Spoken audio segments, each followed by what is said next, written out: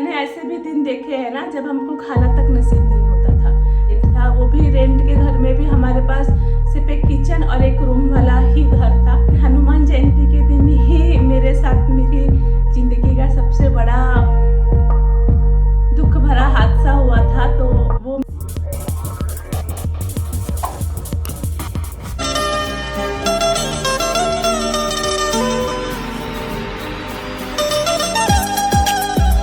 Hello everyone, welcome back to my channel. This is Jessica Gupta. आपका तहे दिल से स्वागत करती हूँ मेरे इस नए ब्लॉग में।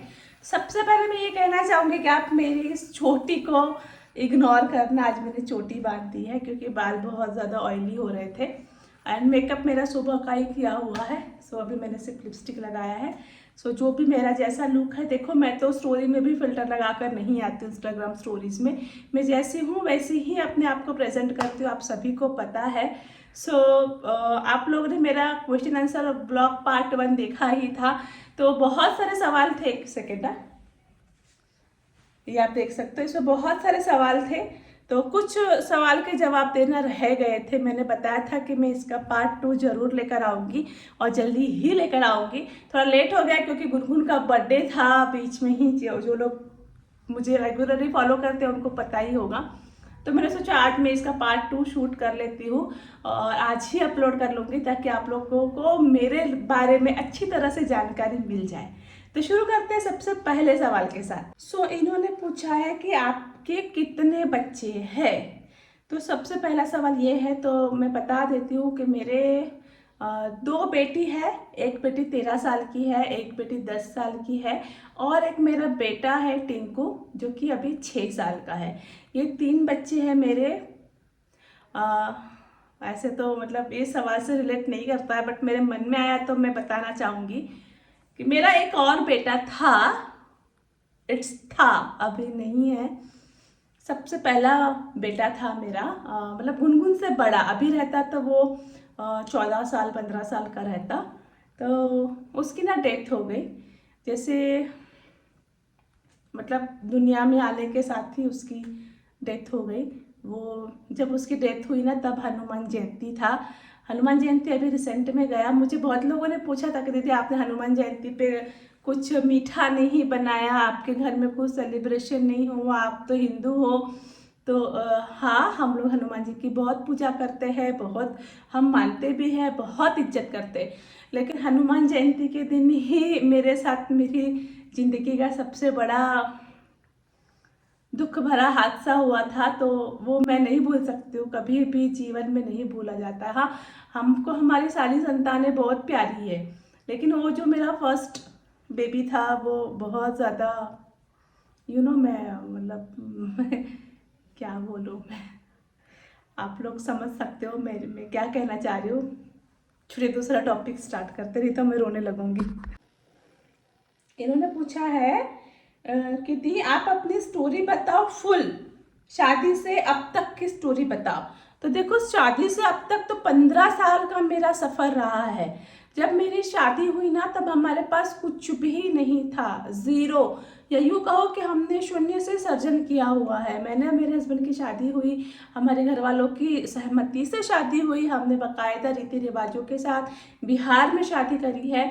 उसके बाद हम पुणे आए तो हमारे पास मतलब गिने हुए थोड़े से बर्तन थे एंड हमारे पास बेड भी नहीं था। हम लोग धरती पे सोते थे और कुछ भी नहीं था। मतलब हमारे पास मतलब एक चप्पल रखने का स्टैंड तक नहीं था। मतलब बर्तन भी एक ही कढ़ाई थी तो उसको धो के हम दोबारा दूसरी सब्जी बनाते थे। मतलब बहुत सारी कठिनाइयाँ थी हमारे पास। हम लोग रेंट के घर में रहते थे।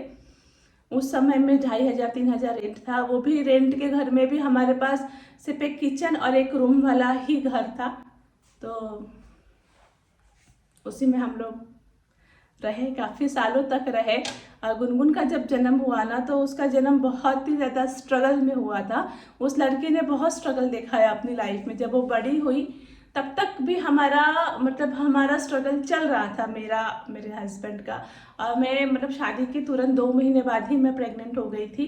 तो मैं कुछ कर नहीं पाती थी उस समय, ब्यूटी पार्लर का काम वगैरह करती थी।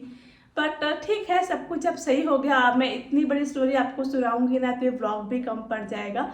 आप लोग बताइएगा कभी, तो मैं इसके लिए एक अलग से व्लॉग बना के आप लोगों को मेरा लाइफ स्ट्रगल का स्टोरी जरूर सुनाऊंगी। इन्होंने पूछा है कि आपके मायके में कितने लोग हैं, कितने भाई बहन है।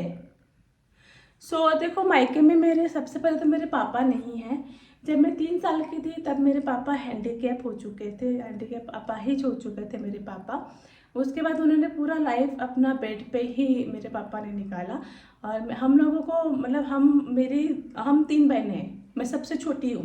मुझसे बड़ी 2 बहनें हैं और मुझसे छोटा एक भाई है, मेरे से छोटा है। उसकी भी शादी हो गई, मेरी भाभी भी है, बच्चा भी है उनको, बट वो मुझसे छोटा है। मतलब हम लोग टोटल 4 भाई बहन हैं। तो हम सबको मेरी मम्मी ने ही बड़ा किया है, इधर उधर काम कर करके, क्योंकि मेरे पापा पूरी तरह से हैंडीकैप थे, वो कुछ भी काम नहीं कर पाते थे। उन बहुत ज़्यादा गरीबी मैंने मायके में भी देखी हुई है, बहुत ज़्यादा तकलीफ़ें मैंने देखी है मायके में। आज सबको लगता है ना कि जेसिका दीदी के पास सब कुछ है, जेसिका के पास ये है, जेसिका के पास वो है, जेसिका गाड़ी से चलती है। पर मैंने ऐसे भी दिन देखे हैं ना जब हमको खाना तक नसीब नहीं होता था, लेकिन ये किसी को भी नहीं पता है। और हालांकि मैं बताती भी नहीं हूँ। जो लोग मुझे शुरू से फॉलो कर रहे हैं उनको पता है, मैंने बहुत पहले एक ब्लॉग डाला था इस चीज़ का। तो देखो, अगर कुछ भी है आज के डेट में तो वो सडन नहीं है, अचानक से रातों रात मिला हुआ नहीं है। कई सालों की मेहनत है, कई सालों की तपस्या है और ईमानदार कोशिश है। That's it. तो मायके में मेरे हम लोग 3 बहनें हैं, एक भाई है। मेरी बड़ी बड़ी दीदी जो है उनको 2 बच्चे हैं, उनकी बेटी को भी 2 बच्चे हैं, बड़ी वाली दीदी को। और सेकंड दीदी को 2 बेटी है और मेरे 3 बच्चे हैं। आप सबको पता है, मेरा भाई है, उसको एक बेटा है। ये जो स्क्रीनशॉट है इसमें पूरा का पूरा स्क्रीनशॉट यही सवाल है कि दीदी कुछ तो आप गुजराती में बोलो।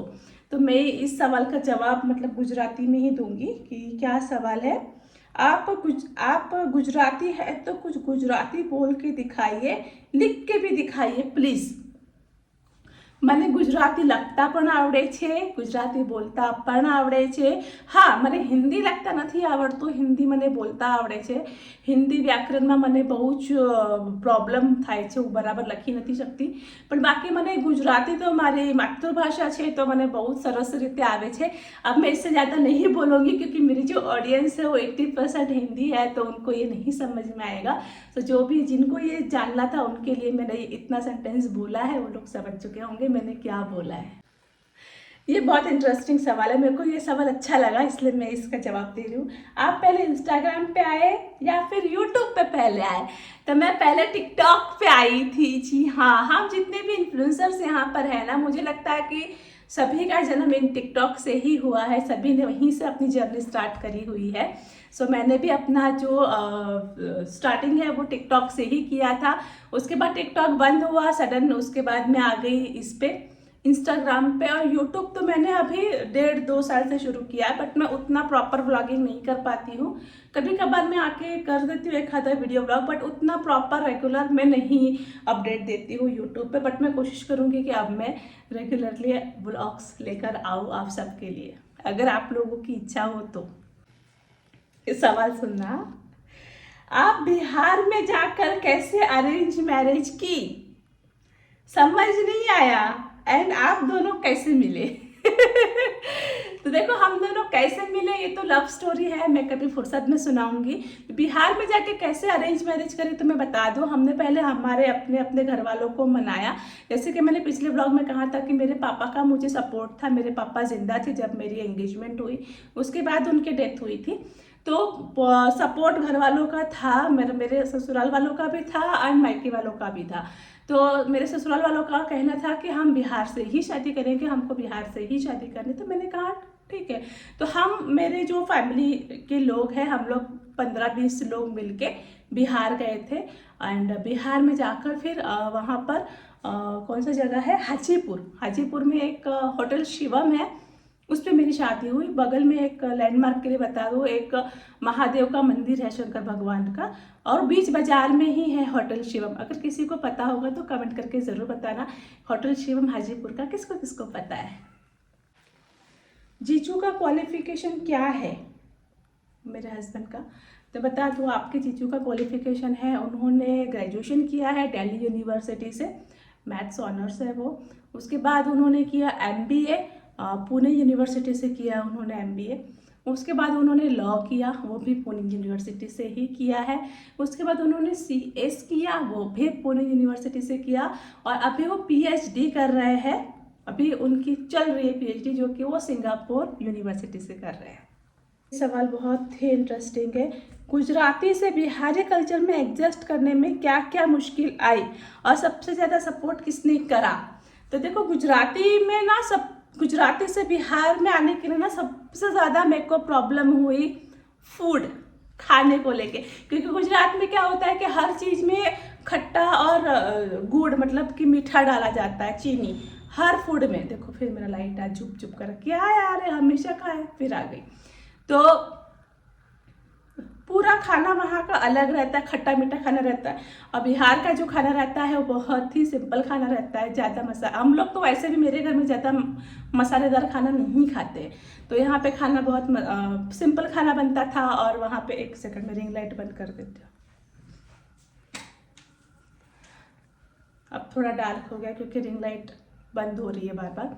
तो वहाँ पे बहुत ही मसालेदार बनता था, मतलब मेरी मम्मी के यहाँ खट्टा मीठा खाना बनता था, और बिहार में यहाँ पर बनता था थोड़ा सा सिंपल फूड। बट मुझे स्टार्टिंग में तो बहुत बहुत बहुत ज़्यादा तकलीफ हुई फूड को, सिर्फ फूड को लेके, बाकी कुछ भी दिक्कत नहीं थी। तो मेरा एक तो प्रेगनेंसी, सेकेंड मंथ में ही मैं प्रेग्नेंट हो गई थी। तो प्रेगनेंसी में मेरे को इतनी ज़्यादा वॉमिटिंग होती थी, जो मेरा फर्स्ट बेटा था, जो कि अब नहीं रहा इस दुनिया में, इतनी ज़्यादा मुझे वॉमिटिंग होती थी फर्स्ट बेटे के टाइम में। मतलब कुछ खाओ तो उल्टी, कुछ खाओ तो उल्टी, और उसमें फिर खाना भी, मतलब मुझे तो गुजराती खाना मिले तो वो भी उल्टी हो जाए, तो बिहारी खाना तो मेरे टेस्ट का भी नहीं था। बट फिर भी सॉरी, किया एडजस्ट, सब कुछ मैनेज किया। मैनेज करते करते करते अब आज ये सिचुएशन मेरी आ गई है ना कि अब मुझे गुजराती फूड अच्छा नहीं लगता है। मैं मम्मी के यहाँ जाती हूँ तो बोलते हैं, यार मम्मी तो मीठा मत डाला, बिल्कुल मीठी दाल तो बिल्कुल भी मत बनाना यार प्लीज़, ऐसे मैं मम्मी को बोलती हूँ। तो समय के साथ सब कुछ बदल जाता है ना।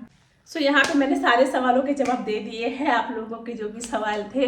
कुछ कुछ इम्पॉर्टेंट है कि मेरी नंद ससुराल नहीं जाती है, मैं चाय में कौन सी पत्ती डालती हूँ, और मेरी लव स्टोरी, ये सब आप लोगों को जानना है। तो मैं बहुत जल्द इसके भी ब्लॉग लेकर आऊँगी। और आपको मेरे बारे में और भी कुछ जानना है तो आप लोग इस व्लॉग में कमेंट करें, तो मैं उसका भी आपको जवाब दूंगी। जैसे मेरा फर्स्ट बेबी, मैंने बताया कि वो, पता नहीं मैं क्यों उसको याद करती हूँ तो इमोशनल हो जाती हूँ, नहीं याद करना।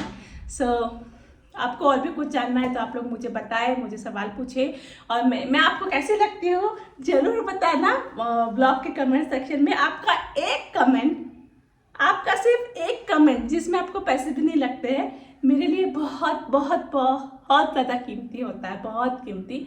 तो एक कमेंट ज़रूर कर देना इस ब्लॉग में। थैंक यू सो मच, मिलते हैं नेक्स्ट ब्लॉग में, बाय बाय।